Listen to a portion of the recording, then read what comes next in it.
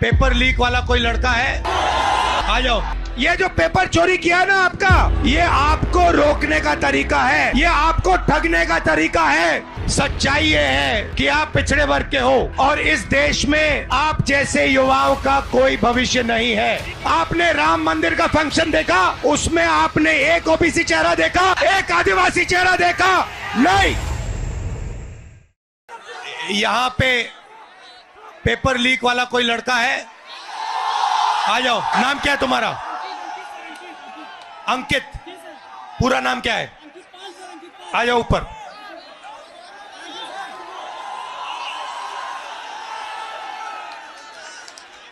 नमस्कार। Thank you sir. कैसे हो? अच्छे हैं सर, अच्छे हैं। आप कितने समय से कौन से पेपर की तैयारी की आपने? सर मैं यूपीपी की तैयारी कर रहा हूँ, 3 साल से इलाहाबाद में हूँ। अच्छा। 3 साल से तैयारी कर रहा हूँ सर। और आपका पेपर लीक हुआ? जी सर, कल मेरा सेकंड शिफ्ट में पेपर था सर। पूरे कॉलेज के हर बच्चों के मोबाइल में पेपर पहले से अलाउ है सर। सारे बच्चे बैठ के पेपर रट रहे हैं, सब के सब।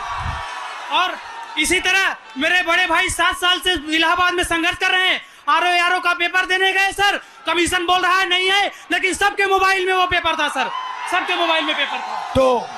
तो नुकसान तो आपका हो रहा है। जी सर। और नुकसान इन सब युवाओं का हो रहा है। सर मेरे सभी भाइयों का हो रहा है नुकसान। फायदा किसका हो रहा है? फायदा सर सरकार का हो रहा है सर। 50-60 हजार भर्ती निकाली है, 150 रुपए के हिसाब से लाखों करोड़ों रुपए वसूल के रख ली। और परीक्षा सर होम डिस्ट्रिक्ट में करके नकल का पूरा भरमार लगा दिया सर। सब ने अपने अपने जिले में अपने अपने कॉलेज में सेटिंग किया है और सब उसी सेटिंग में अपने जो है सर नकल करा रहे हैं और नकल कर रहे हैं।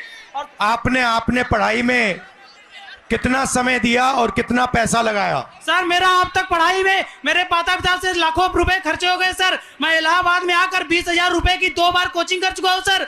कई बार सर मेरिट 130 क्वेश्चन में 110 करके आने पर भी नकल के भरोसे मेरिट इतनी हाई चली जाती है सर, हम लोग का जॉब नहीं हो पाता है सर। अब बताइए 130 में 110 क्वेश्चन करके आए, फिर भी हम लोग का नहीं हो पा रहा है। आप कौन से वर्ग के हो? हम सर ओबीसी जात से आते हैं। आप ओबीसी के हो? जी सर। देश में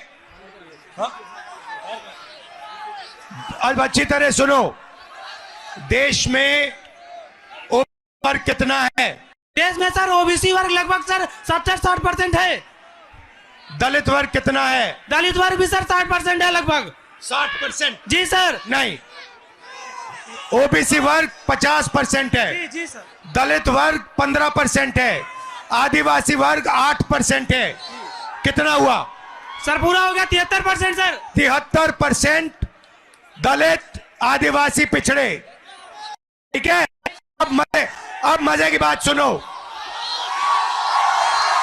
पाल जी सच्चाई ये है कि आप पिछड़े वर्ग के हो। जी सर। और इस देश में आप जैसे युवाओं का कोई भविष्य नहीं है। जी सर। जी सर। ये सच्चाई है। मैं आंकड़े हैं, आपको 2-3 आंकड़े देना चाहता हूं। आपकी आबादी 73% है, मगर हिंदुस्तान के सबसे बड़े कंपनियों में 200 कंपनियों में मैंने आंकड़ा निकाला, एक मालिक ओबीसी दलित आदिवासी नहीं है, एक नहीं है। मैनेजमेंट टीम में एक आपका आदमी नहीं है। हिंदुस्तान की सरकार के 90 सबसे बड़े आईएएस अफसर की मैंने लिस्ट निकाली, उसमें 3 लोग आपके हैं, 3 दलित है, एक आदिवासी है। आपकी आबादी 73% और आपकी वहां पे भागीदारी 5%। मीडिया में आपका एक आदमी नहीं है। कचहरियों में, कोर्ट्स में 650 में से आपके 100 हैं। तो आप लोग देश को चलाते हो, आप अपना, और आपका यहां कुछ नहीं है।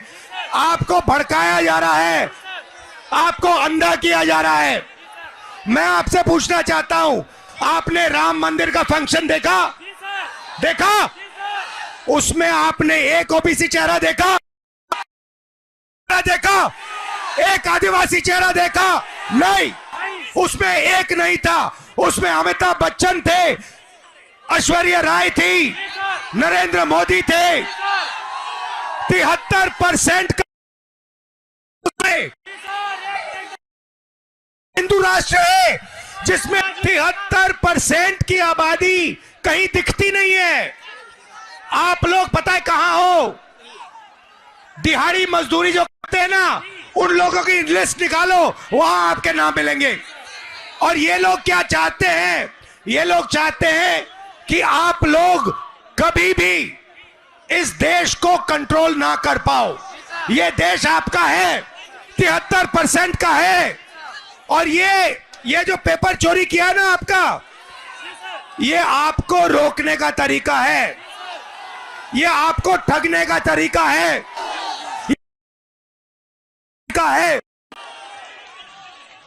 अदानी जी की कौन सी जात है? ओबीसी अदानी, दलित अदानी, आदिवासी अदानी। आप देखो, हिंदुस्तान के किसानों की लिस्ट निकालो, किसानों का ये कभी कर्जा माफ नहीं करते। और ये 10-15 उद्योगपतियों का इन्होंने 14 लाख करोड़ रुपया माफ किया है। आप पढ़ाई के लिए बैंक लोन जाके मांगो, हिंदुस्तान का ओबीसी, दलित, आदिवासी पढ़ाई के लिए बैंक लोन मांगे, जूता मार के बाहर कर देंगे आपको। और अंबानी, अदानी लाखों करोड़ रुपए का बैंक लोन मांगते 1 सेकंड में उनको दिया जाता है। तो इसीलिए हमने भारत जोड़ो यात्रा में न्याय शब्द डाल दिया है। ये आपके साथ जो हो रहा है, आरओ एग्जाम के साथ जो हो रहा है, आपके जो पेपर लीक हो रहे हैं, ये अन्याय है, आपके खिलाफ अन्याय है।